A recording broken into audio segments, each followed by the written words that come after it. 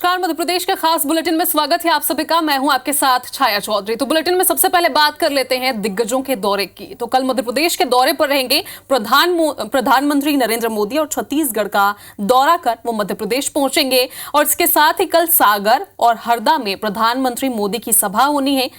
शाम को भोपाल में रोड शो करेंगे पीएम मोदी। भोपाल में करीब 1.5 किलोमीटर लंबा रोड शो वो करने जा रहे हैं। तो प्रधानमंत्री मोदी के दौरे की सीएम मोहन ने जानकारी ली है, जायजा लिया है। भोपाल के 200 से ज्यादा मंच जिनका जायजा लेने वो पहुंचे थे और साधु संत भी इस दौरान मौजूद रहेंगे, सीएम साय ने कहा है। और भगवा में होगा पीएम मोदी का रोड शो। तो देखिए, सीएम यादव ने ये कहा है और भोपाल को दुल्हन की तरह सजाया जा चुका है। कल की एक साथ हमारे 2 सभाएं रहेगी, एक सागर में, एक हरदा में और एक रोड शो हमारे यहाँ होने वाला है। कितना अच्छा एक प्रयोग माननीय मोदी जी ने ये भी किया है कि हमारे पास बड़े महानगरों में, मैं जबलपुर में मौजूद था स्वयं, बगैर बोले भी भाजपा का प्रचार कैसे करते हैं ये रोड शो के माध्यम से उन्होंने करके दिखाया है। तो वहीं सीएम डॉक्टर मोहन यादव ने कांग्रेस पर तंज कसा है। कांग्रेस के घोषणा पत्र पर उन्होंने कहा कि हम किसी एक वर्ग के लिए नहीं हो सकते। पूर्व प्रधानमंत्री मनमोहन सिंह ने कहा था कि सीएम ने कहा है और सभी संसाधन पर किसी का हक है तो मुसलमान का। ये सीएम साय ने बड़ा बयान दिया है मनमोहन सिंह को बयान को लेकर और ये काफी निंदनीय है, हम इसकी निंदा करते हैं, सीएम यादव ने कहा। और बयान के लिए कांग्रेस देश से माफी मांगे, ये भी उन्होंने कहा। अब कांग्रेस कुछ भी कहे लेकिन झूठला नहीं सकते, मैनिफेस्टो में लिखा उसे नहीं झूठलाया जा सकता। तो बड़ा बयान सीएम डॉक्टर मोहन यादव ने दिया। तत्कालीन उस समय मनमोहन सिंह जी ने कहा था कि सभी संसाधन पे हक अगर है तो मुसलमानों का है।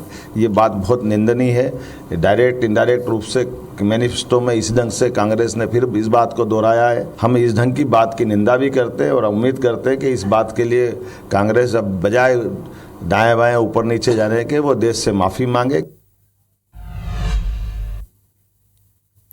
तो वहीं मध्य प्रदेश में लोकसभा चुनाव का प्रचार पूरे शबाब में है। मंगलवार को बीजेपी के राष्ट्रीय अध्यक्ष जेपी नड्डा मध्य प्रदेश के दौरे पर रहे। इस दौरान जेपी नड्डा ने रीवा, सतना और टीकमगढ़ में चुनावी सभा की और इंडी गठबंधन पर जमकर हमला भी बोला है। नड्डा ने कहा कि भ्रष्टाचारियों ने मिलकर इंडी गठबंधन बनाई है। इनके नेता कोई जेल में है तो कोई वेल में है। सारे परिवार की पार्टियां इकट्ठी हो गई हैं। मैं, मेरा बेटा, बेटी, दामाद से बाहर इनको कुछ भी दिखाई नहीं दे रहा। मुलायम के बाद अखिलेश, अखिलेश के बाद डिंपल, लालू, राबड़ी, तेजस्वी, तेज प्रताप, अभी नई बहन भी आ गई है। ममता बुआ को भी भतीजा अभिषेक ही पसंद आता है।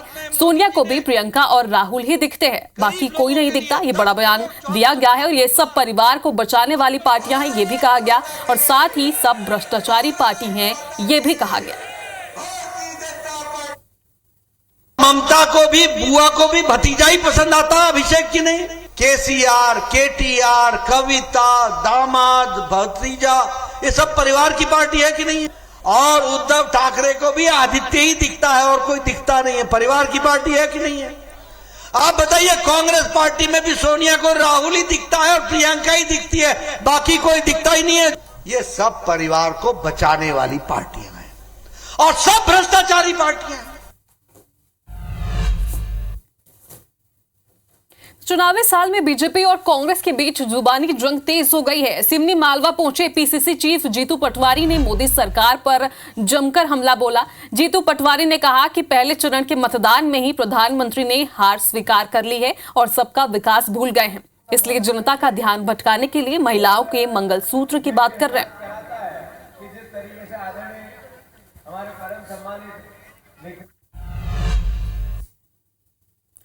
तो मध्य प्रदेश में लोकसभा चुनाव के लिए तीसरे चरण के लिए नामांकन प्रक्रिया खत्म हो चुकी है। तीसरे चरण की 9 लोकसभा में 127 प्रत्याशी मैदान में हैं। सोमवार को 14 अभ्यर्थियों ने नाम वापस ले लिए हैं। मुरैना में 15 प्रत्याशी, भिंड में 7 प्रत्याशी चुनावी मैदान में हैं। ग्वालियर की अगर बात की जाए तो ग्वालियर में 19 और गुना में 15 प्रत्याशी मैदान में हैं। सागर में 13 और विदिशा में 13 प्रत्याशी मैदान में हैं लोकसभा चुनाव के लिए। भोपाल में 22 प्रत्याशी हैं और राजगढ़ में 15 प्रत्याशी मैदान में हैं। बैतूल की अगर बात करें तो 8 प्रत्याशी को चुनाव मैदान में उतारा गया है। 7 मई को मध्य प्रदेश की 9 लोकसभा सीटों पर वोटिंग होगी। तो ग्वालियर चंबल संभाग में शांतिपूर्ण मतदान कराने के लिए शासन से सुरक्षा बलों की 39 कंपनियां मंगाई गई है, जिनमें सिर्फ ग्वालियर के लिए सुरक्षा बलों की 21 कंपनियों की डिमांड की गई है और मुरैना के लिए 16, भिंड के लिए 14, दतिया के लिए 5, श्योपुर के लिए 4 कंपनियों की मांग की गई है। आईजी के मुताबिक दूसरे चरण के मतदान के बाद पैरामिलिट्री फोर्स की 8 कंपनियां ग्वालियर आ जाएंगी। इन सभी को क्रिटिकल मतदान केंद्रों पर तैनात किया जाएगा। आपको बता दें कि ग्वालियर चंबल संभाग के चारों जिलों में 4700 के करीब मतदान केंद्र हैं, जिनमें से 1500 के करीब मतदान केंद्रों को संवेदनशील श्रेणी में रखा गया है। वहीं कांग्रेस नेता और पूर्व विधायक बैजनाथ कुशवाहा ने दल बदल करने वाले नेताओं और बीजेपी पर तीखा हमला बोला है। बैजनाथ कुशवाहा ने कहा कि दल बदलने की राजनीति नई नहीं है, बीजेपी के नेता कांग्रेसियों पर दबाव बना रहे हैं। उन्होंने कहा कि दबाव के कारण अजब सिंह कुशवाहा और राजेश मावई भी बीजेपी में शामिल हुए। बीजेपी सिर्फ भ्रम फैलाने का काम करती है।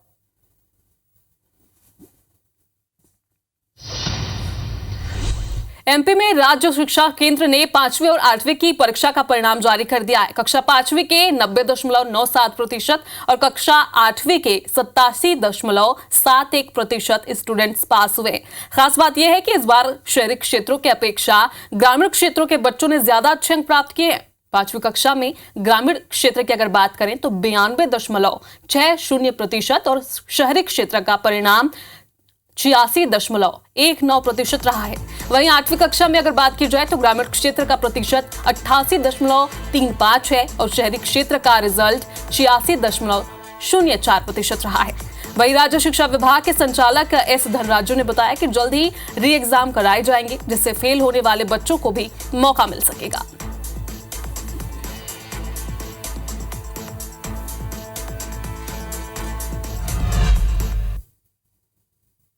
तो माध्यमिक शिक्षा मंडल कल जारी करेगा रिजल्ट। जी हां, 10वीं और 12वीं का रिजल्ट कल जारी हो जाएगा।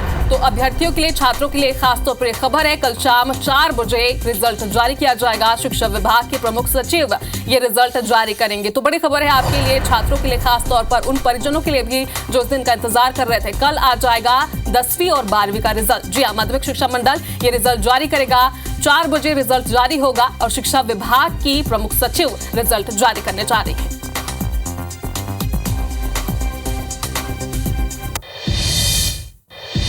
तो इंदौर से बड़ी खबर है, एमपीपीएससी ने फिर टाइम टेबल में बदलाव कर दिया है। जी हां, अभ्यर्थियों के लिए खास तौर पर यह खबर, अब चुनाव के बाद एमपीपीएससी की लिखित परीक्षाएं होंगी। एमपीपीएससी ने संशोधित टाइम टेबल भी जारी कर दिया है। अगर आपने अब तक नहीं देखा है तो जरूर देखें। और अप्रैल मई में ये परीक्षाएं जो होने वाली थी वो अब चुनाव के बाद ही होंगी। जी हां, चुनाव के परिणाम के बाद ही जो लिखित परीक्षाएं हैं वो होंगी। साक्षात्कार के टाइम टेबल में कोई बदलाव नहीं किया गया है।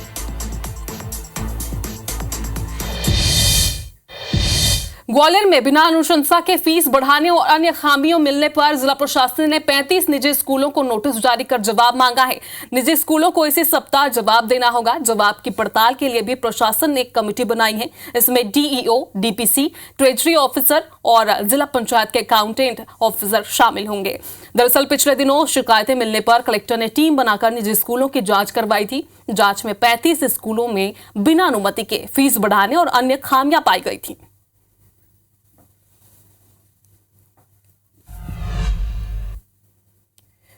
जबलपुर से आपको खबर बता दें, हेलमेट चेकिंग के दौरान महिला का हाई वोल्टेज ड्रामा देखने को मिला है। बड़ी खबर है, हेलमेट चेकिंग के दौरान पुलिस से जमकर महिला की बहस हुई है। पुलिस के चालान काटने पर जोर जोर से महिला रोने लगी। तस्वीरें आप देख रहे हैं, महिला के सामने पुलिसकर्मी ने हाथ भी जोड़ लिए।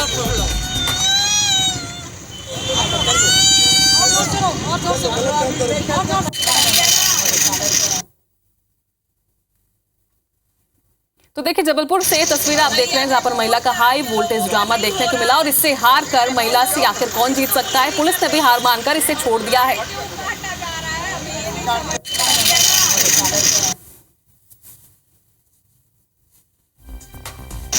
भैया देखो, उस तरफ के लोगों का नहीं हो रहा है। देख रहे हैं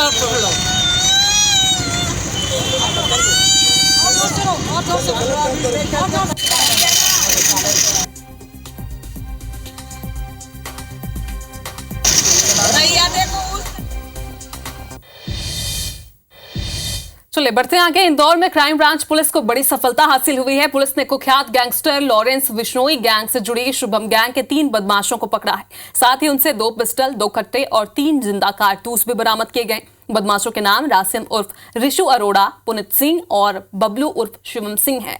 इनको ग्वालटोली थाना क्षेत्र के एक होटल से गिरफ्तार किया गया। तीनों आरोपी पंजाब के अमृतसर के रहने वाले। बताया जा रहा है कि तीनों पंजाब से मालवा निमाड़ के सिकलीगरों से हथियार खरीदने आए थे। फिलहाल अब पुलिस तीनों बदमाशों से पूछताछ कर रही है।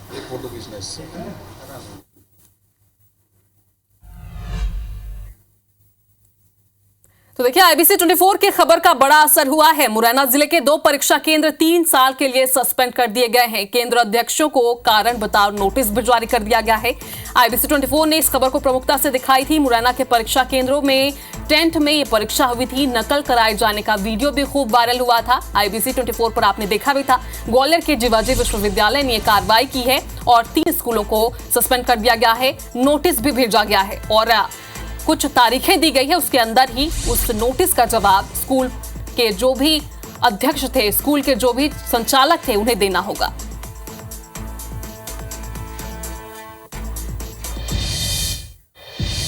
अब एक ऐसी खबर आपको बताते हैं जिसे देखकर आप भी झकझोर जाएंगे। कटनी से खबर है, रिक्शे पर मध्य प्रदेश की स्वास्थ्य व्यवस्था देखी गई है। रिक्शे पर बुजुर्ग मरीज को लेकर जिला अस्पताल पहुंचा उसका नाती। जिला अस्पताल के OPD तक हाथ ठेले में बैठकर ये बुजुर्ग पहुंचा है। एम्बुलेंस नहीं मिलने पर बुजुर्ग को रिक्शे पर जो नाती है उसका वो लेकर पहुंचा। तस्वीरें आप देख रहे हैं, कटनी की तस्वीर है जहां पर अस्पताल प्रबंधन की बड़ी लापरवाही सामने आई। ना ही बुजुर्ग को स्ट्रेचर मिला और ना ही उसको एम्बुलेंस मिला और इसी वजह से जो बुजुर्ग का नाती है वो 1.5 किलोमीटर तक अपने दादा को लेकर अस्पताल पहुंचा और उसके बाद हाथ ठेले में ही उसने बुजुर्ग को OPD तक पहुंचाया। तस्वीरें आप देख रहे हैं।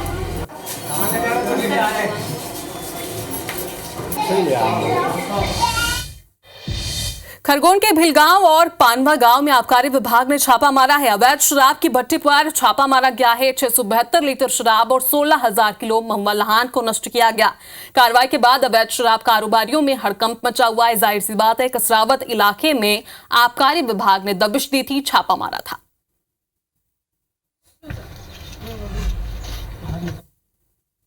मुरैना से सड़क हादसे की खबर है। ट्रक ने महिला को टक्कर मार दी। महिला की मौके पर ही मौत हो गई। परिजन और आसपास के लोग मौके पर पहुंचे और साथ ही आक्रोशित परिजनों ने ट्रक में आग लगा दी है। बड़ी खबर है, बड़ा अपडेट आप तक पहुंचा रहे हैं। सिविल लाइन थाना क्षेत्र की यह घटना बताई जा रही है।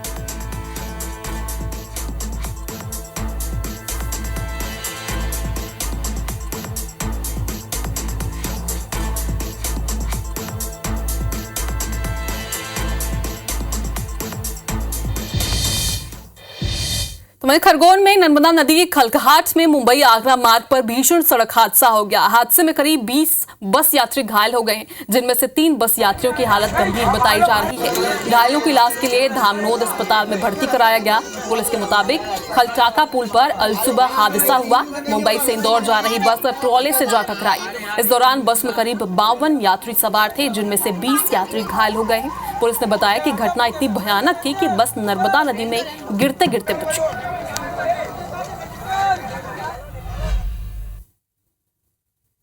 जबलपुर में आग का तांडव देखने को मिला। चलती कार में भीषण आग लग गई। आग में कार पूरी तरह से जलकर खाक हो गई। कार सवार परिवार ने कूदकर अपनी जान बचा ली, यानी कि कोई जानहानि नहीं हुई है। घटनास्थल के पास पेट्रोल पंप भी था, यानी कि बड़ा हादसा होते होते टला है। जबलपुर से सागर जा रहा था ये जैन परिवार, इस दौरान ये हादसे का शिकार हो गया। पाटन थाना के गुरु पिपरिया गांव की घटना बताई जा रही है।